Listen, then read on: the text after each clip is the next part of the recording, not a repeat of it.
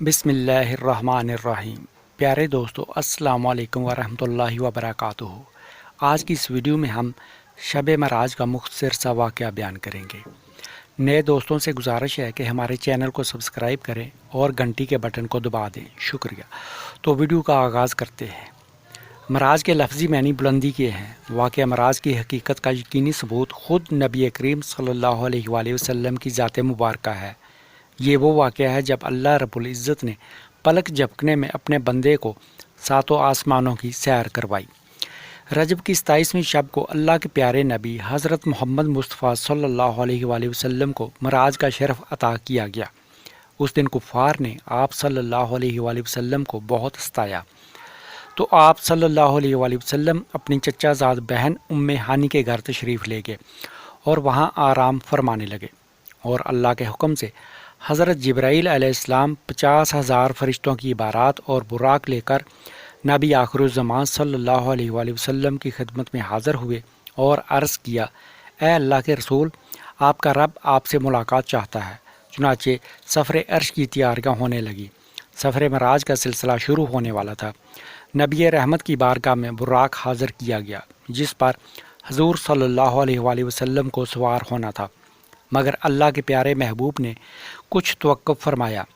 حضرت جبرائیل علیہ السلام نے اس پس و پیش کی وجہ دریافت کی تو آپ صلی اللہ علیہ وآلہ وسلم نے ارشاد فرمایا، مجھ پر تو اللہ رب العزت کی اس قدر نوازشات ہیں، مگر روز قیامت میری امت کا کیا ہوگا؟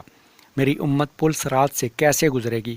اس وقت اللہ تعالیٰ کی طرف سے بشارت دی گئی، اے محبوب، آپ امت کی فکر نہ کیجیے، ہم آپ کی امت کو پل صراط سے اس طرح گزار دیں گے کہ اسے خبر بھی نہیں ہوگی۔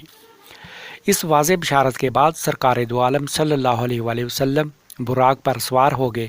حضرت جبرائیل علیہ السلام نے رکاب تھامی، حضرت میکائیل علیہ السلام نے لگام پکڑی، حضرت اسرافیل علیہ السلام نے زین سنبھالی، جس کے ساتھ ہی 50,000 فرشتوں کے سلام کی صدا سے آسمان گونج اٹھے۔ حدیث میں آیا ہے کہ براق کی تیز رفتاری کا یہ عالم تھا کہ جہاں تک نظر کی حد تھی وہاں وہ قدم رکھتا تھا۔ براق کا سفر اس قدر تیزی کے ساتھ ہوا کہ جس تک انسان کی عقل پہنچ ہی نہیں سکتی۔ ایسا لگتا تھا ہر طرف موسم بہار آ گیا ہے، چاروں طرف نور ہی نور پھیلتا چلا گیا۔ اس سفر کے دوران آپ صلی اللہ علیہ وآلہ وسلم مکہ سے مسجد اقصیٰ گئے اور وہاں تمام انبیاء کرام کی نماز کی امامت فرمائی۔ پھر آپ صلی اللہ علیہ وآلہ وسلم آسمانوں میں اللہ تعالیٰ سے ملاقات کرنے تشریف لے گئے۔ وہاں اللہ تعالیٰ نے آپ صلی اللہ علیہ وآلہ وسلم کو جنت اور دوزخ دکھائی۔ وہاں آپ کی ملاقات مختلف انبیاء کرام سے بھی ہوئی۔ اسی سفر میں نماز بھی فرض ہوئی۔ پیارے دوستو، ویڈیو اچھی لگی ہے تو لائک کریں اور دوستوں کے ساتھ شیئر کریں۔ اللہ پاک ہم سب کا حامی و ناصر ہو۔